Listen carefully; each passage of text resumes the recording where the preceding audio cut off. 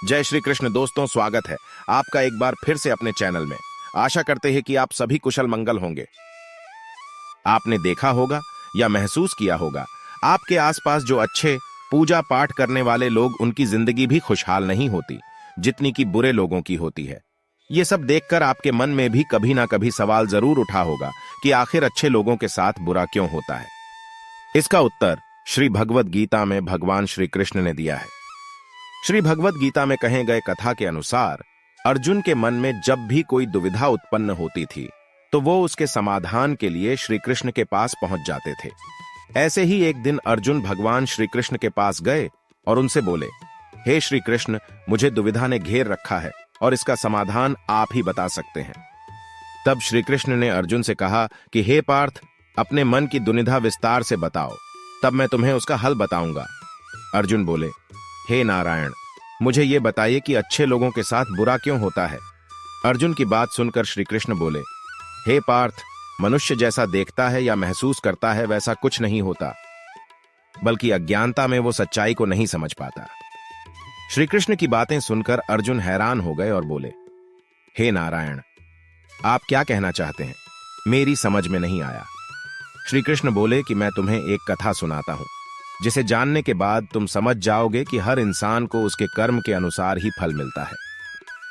अर्थात जो बुरा कर्म करता है उसे बुरा फल मिलता है और जो अच्छा कर्म करता है उसे अच्छा फल मिलता है, क्योंकि अच्छा और बुरा कर्म तो मनुष्य पर निर्भर करता है।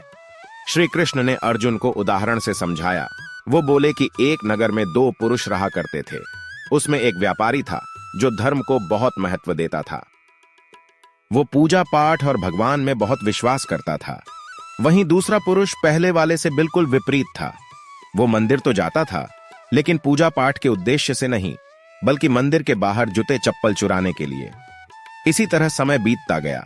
उस नगर में जोर की बारिश हो रही थी। उस दिन मंदिर में पंडित के अलावा कोई नहीं था।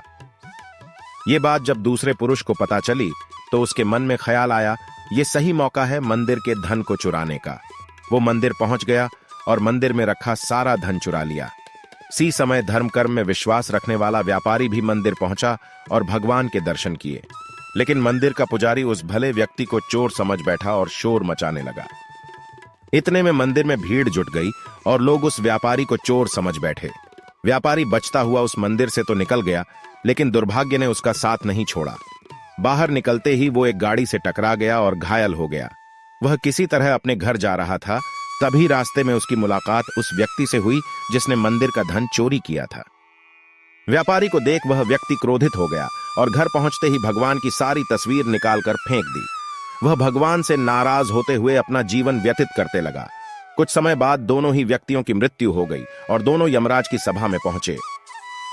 उस व्यक्ति ने अपने बगल में खड़ा देख यमराज से पूछ लिया कि मैं सिर्फ अच्छे कर्म करता था, लेकिन इसके बावजूद पूरा जीवन मुझे अपमान ही मिला।